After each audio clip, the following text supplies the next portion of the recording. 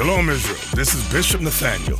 The Israelites have been scattered across the four corners of the earth, as prophesied in Deuteronomy, the 28th chapter. Here at Israel United in Christ, we need your help to recover the remnant of our people, teach them the gospel. Please help us, support us, and join or donate to the Booster Club today. Shalom.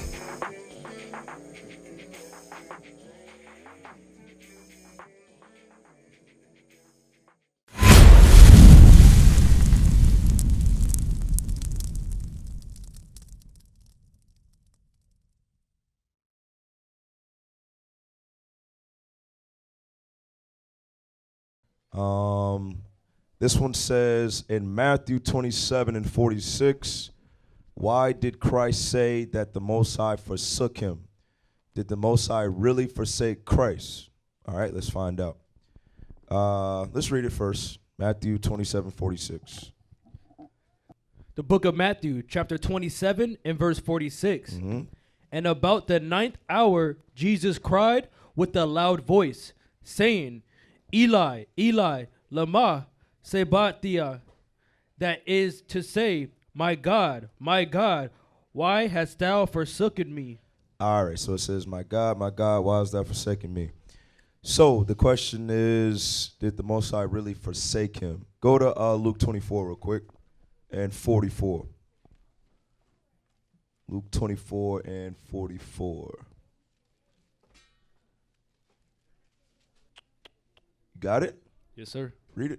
Luke chapter 24 and verse 44.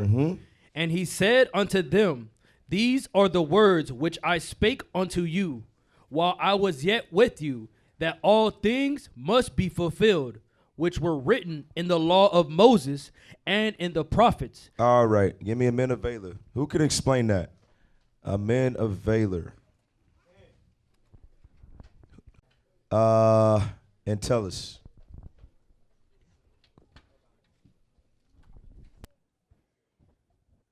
Shalom, Lisa. Hey, shalom.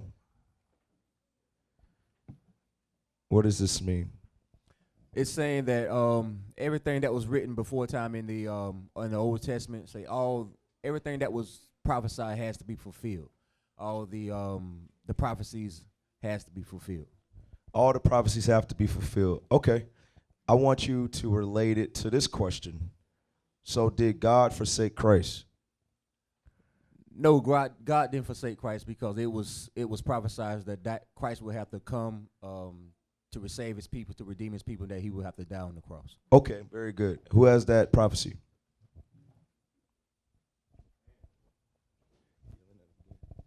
Simon.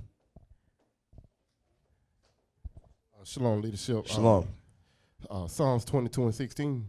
Well, not 16, verse 1. Let's read verse 1. And then we'll jump around. We're going to go through a few Christ prophecies today. All right, so make sure y'all got your Bibles out. Take notes. See, I don't want to go deep. So it's really not deep, you understand? But I'm going to go over a few things that are not ordinary, that we don't normally go over them. All right? All right, let's go to it. What do you call it? Psalms 22 and 1. The book of Psalms, chapter 22 and verse 1. My God, why hast thou forsaken me? All right. Who can make the connection? I got to make sure you're paying attention. Who can make the connection with this verse and what we just read? Because that's how I know how deep we can go. Simon. Let me sit down. You just answer. Who else? Who can make the connection? So 1, 2, 3, 4, 5, 6, 7, because Simon could too. Okay. Othenio. Me Othenio.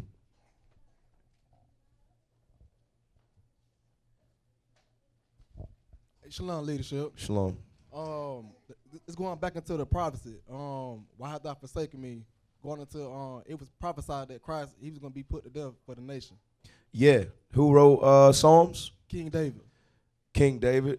So, who spoke through him when Christ. he wrote?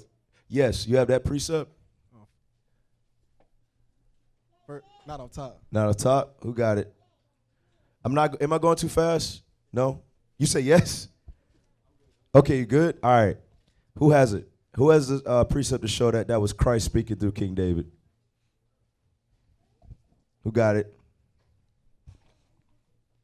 It's all right. Go to 1 Peter's real quick, chapter 1 and 10.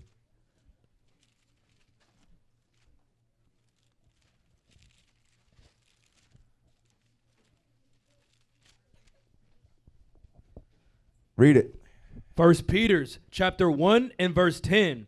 Uh-huh. Of which salvation the prophets have inquired and searched diligently, who prophesied of the grace that should come unto you. All right. That prophesied of the grace that should come unto you. Who's that grace?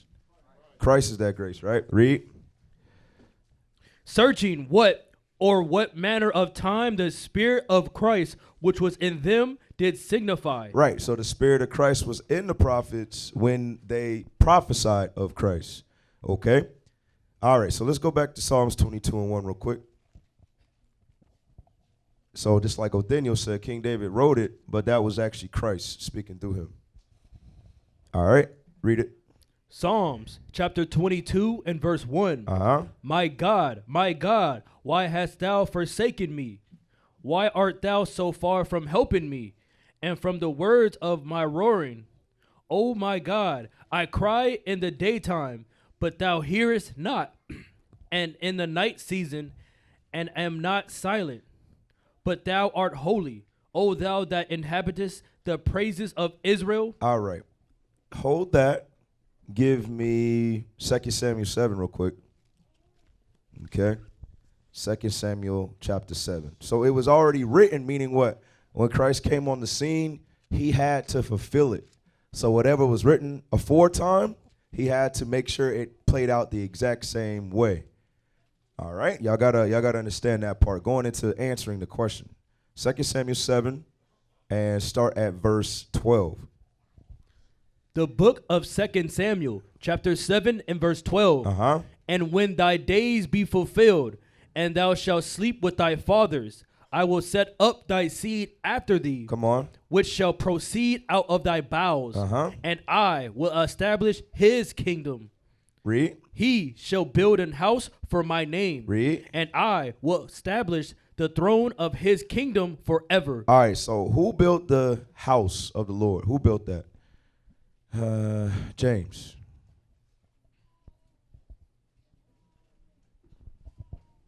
Shalom, leadership. Shalom. King David, King Solomon. Yeah. Good second guess. Okay. Good second guess. Who knows why King David could not build it? Let me hear Eleazar. Shalom, leadership. Shalom. So King David had too much blood on his hands, so the Most High had to use his son. Exactly right. Very good. Okay. All right. Read on.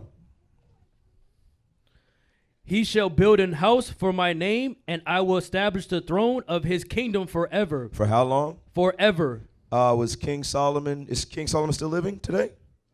No. All right. So is that talking about King Solomon? No. Read on. I will be his father, Mm-hmm. and he shall be my son. Read. If he commit iniquity, Uh-huh. I will chasten him with the rod of men. So let me ask you, who committed iniquity? Simon. Who committed the iniquity? King Solomon, And who was punished for that iniquity? Israel. Oh, put it down. Othniel, you have it? So you got King Solomon part right here. He committed the iniquity. Who was punished for the iniquity? Christ. Christ was punished for the iniquity. Very good. Read verse 14 again. I will be his father, and he shall be my son. Uh-huh. If he commit iniquity, I will chasten him with the rod of men, Uh-huh. and with the stripes of the children of men. And with the stripes of the children of men. Go to Matthew 27 real quick. And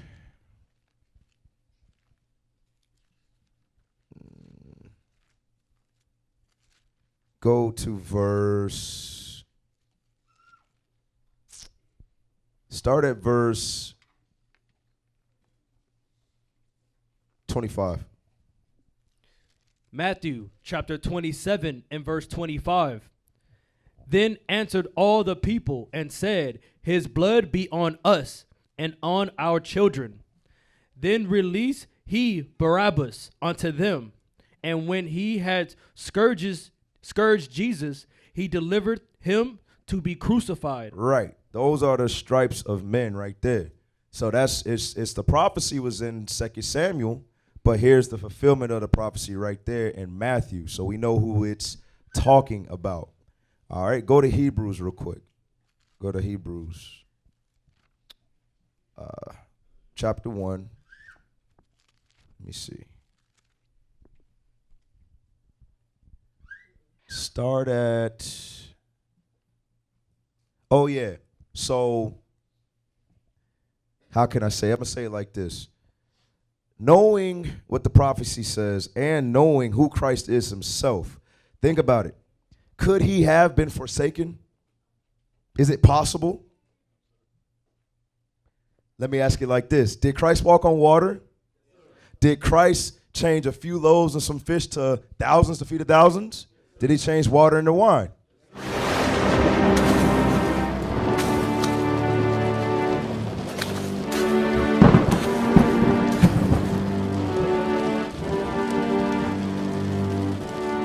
Crucify him!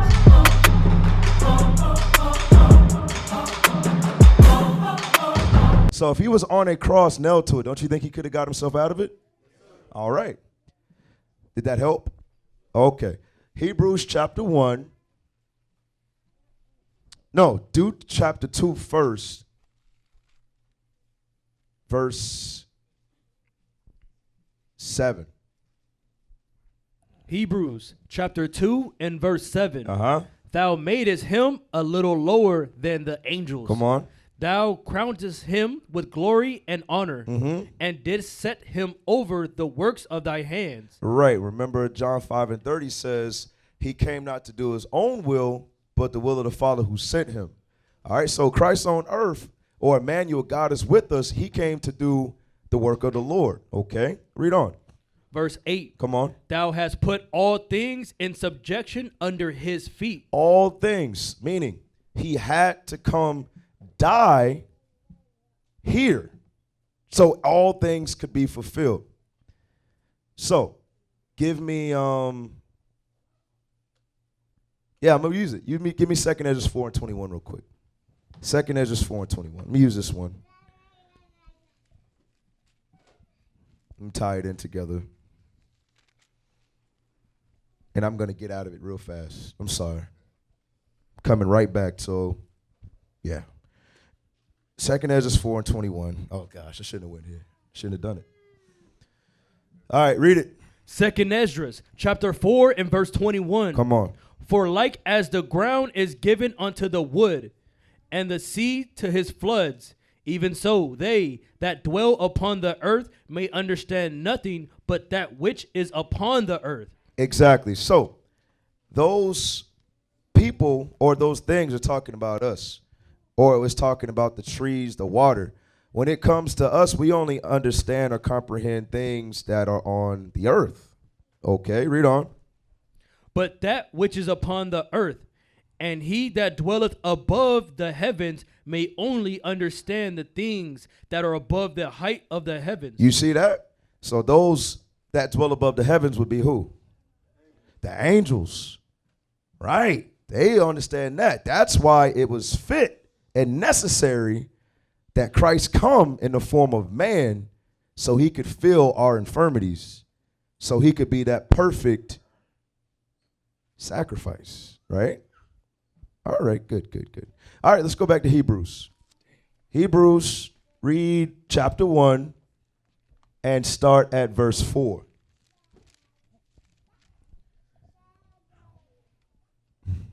The book of Hebrews, chapter 1 and verse 4. Come on. Being made so much better than the angels, as he hath by inheritance obtained a more excellent name than they. Read. For unto which of the angels said he at any time, Thou art my son, this day have I begotten thee. Come on. And again, I will be to him a father, and he shall be to me a son. Right. So the scripture's saying right here, Christ is in that heavenly realm.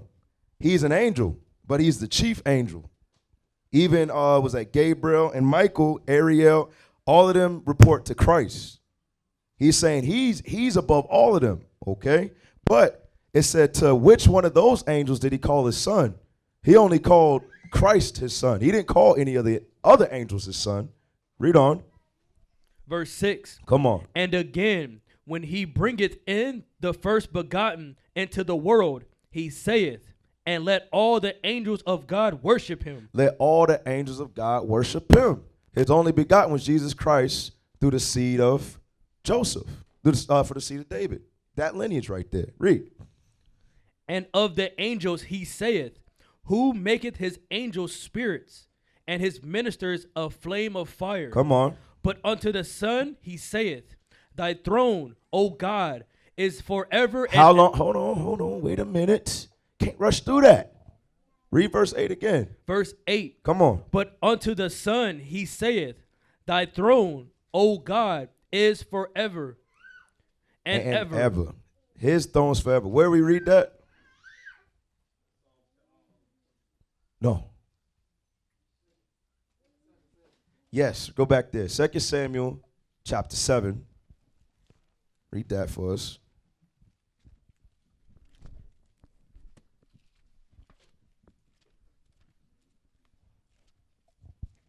And 13 and 14. 2 Samuel chapter 7 and verse 13. Come on. He shall build an house for my name, and I will establish the throne of his kingdom forever. You see? That's the prophecy right there talking about Christ. So we went through these examples to show what? When Christ came on the scene, it's not that he was forsaken. He had to fulfill what the scriptures had already said. There's a gang of scriptures we can go through, but that's just, to deal with that question, just to give you a little insight right there. Acts 26-23. Yeah, let's go to this one real quick, and then that'll be it on that question.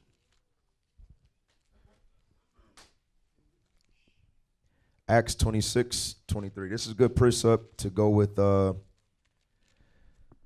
what's that, Luke 24 and 44? Read 22 and 23. Read those together. Acts chapter 26 and verse 22. Come on.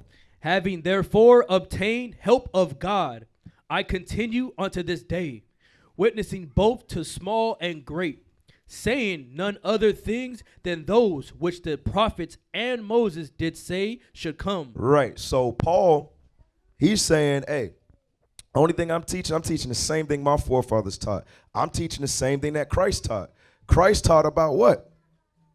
What the prophets taught. And he lived it and he fulfilled it. Watch verse 23. Verse 23. Come on. That Christ should suffer. That he should do what? Should suffer. It was already ordained that Jesus Christ would suffer. So when he said, why hast thou forsaken me? He was doing nothing but fulfilling Psalms 22. You understand that? Okay, read verse 23 again. Verse 23. Come on. That Christ should suffer, and that he should be the first that should rise from the dead, and show the light unto the people and to the Gentiles. Right. He came to die for that reason. He came to suffer for that reason. So all Israel has a chance at redemption. Okay? All right. We used to scream black power while Heron was pushed. But at the end of the day, nothing's in vain. IUIC has been given a vision. The tents of Judah has risen. Many has attempted the mission. Minor murmuring, omitting, and missing the mark. Just reading that he had the flame of fire in his eyes gave us the spark. We on Paul's mission. We out on the road, purple and gold. From Mexico, Cuba, Haiti, Ghana, Sierra Leone. 144,000 boots banging, concrete crackling. These are our men repented at heart. The scriptures is proof. IUIC, we deliver the truth.